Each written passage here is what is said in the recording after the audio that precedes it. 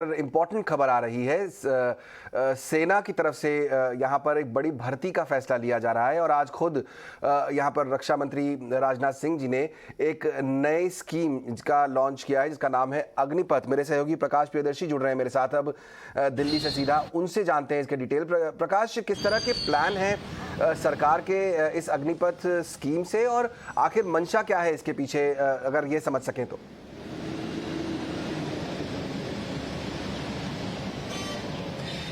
देखिए, सेना के इतिहास में अगर आप भर्ती की बात करें, ये सबसे बड़ा बदलाव होने जा रहा है 21वीं सदी में।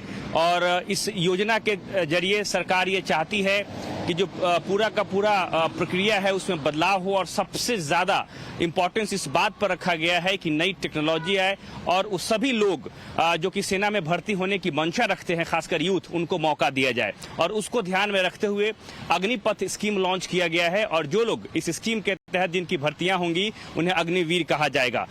मैं आपको बता दूं कि 17.5 साल से 21 साल के बीच जिनकी उम्र है वो इसके लिए एलिजिबल हैं, वो अग्निपथ स्कीम के तहत आवेदन कर सकते हैं, उनकी भर्तियां हो सकती है।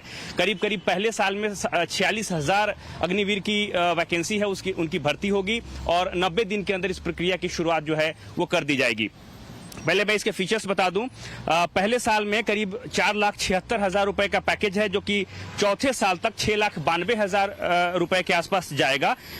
4 साल के कंप्लीशन के बाद, क्योंकि अग्निपथ स्कीम के तहत जिन युवाओं की भर्ती होगी वो 4 साल के लिए होगी, तो चौथे साल के कंप्लीशन के बाद उन्हें एक सेवानिधि पैकेज भी दिया जाएगा जिसकी जो कि 11,70,000 रुपए के आसपास होगी। इसमें कई तरह के बेनिफिट्स हैं।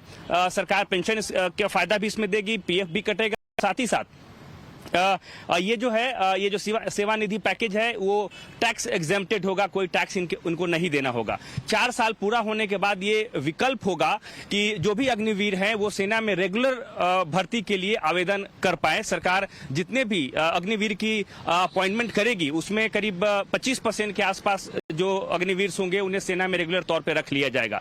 अब सवाल यह है कि सरकार ऐसा क्यों करना चाहती है, इस मॉडल का इस्तेमाल क्यों किया जा रहा है। दुनिया के कई देशों में इसका इस्तेमाल किया जा रहा है और मकसद ये है कि ज्यादा से ज्यादा युवाओं को इसका फायदा दिया जाए, उन्हें इस बात के लिए प्रोत्साहित किया जाए कि अगर सेना में वो आना चाहते हैं, सेना की जो वर्दी है वो पहनने की दिलचस्पी रखते हैं, तो उनके लिए एक विकल्प है। शॉर्ट टर्म में भी 4 साल की सेवा करने के बाद वो सेना छोड़ सकते हैं। तो ये एक बेहतरीन मौका है, बेहतरीन मकसद है और सरकार कोशिश ये कर रही है कि 32 साल जो एवरेज एज है उसको घटाकर इस स्कीम के बाद 26 साल किया जाए। तो इससे सेना की जो कैपेबिलिटी है उसमें मजबूती आएगी, जो एफिशिएंसी पावर है वो बढ़ेगी और सेना को ज्यादा से ज्यादा युवा बनाने में भी मदद मिल सकती है। साथ ही साथ जो डेमोग्राफिक डिविडेंड है भारत के पास, उसका भी इस्तेमाल किया जाएगा और उस मकसद से सरकार ने, सेना ने अग्निपथ स्कीम को जो है की शुरुआत की है और उसे आज लॉन्च किया गया है। बिल्कुल, और नए अग्निवीरों की शुरुआत, यहाँ पर भर्ती की शुरुआत होने वाली है बहुत जल्दी। बहुत बहुत शुक्रिया प्रकाश, वो पूरा मामला समझाने के लिए। तो ये सरकार की मंशा है यहाँ पर कि नए नए लोगों को मौका दिया जाए सेवाओं में आने का, सेना में भर्ती होने का।